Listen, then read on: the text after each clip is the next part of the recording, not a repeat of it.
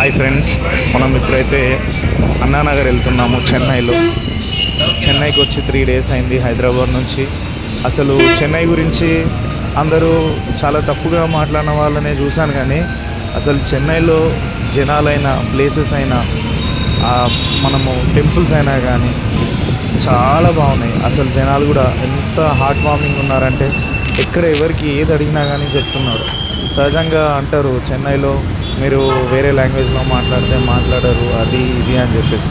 అలాంటి ఫీల్ ఏం లేదు అసలు. పాపం ఇంగ్లీష్లో అర్థమైన వాళ్ళు ఇంగ్లీష్లో సమాధానం చెప్తున్నారు, ఇంగ్లీష్ రాని వాళ్ళు కొద్దిగా తెలుగులో ఏదో ఆన్సర్ చెప్పడానికి చూస్తున్నారు.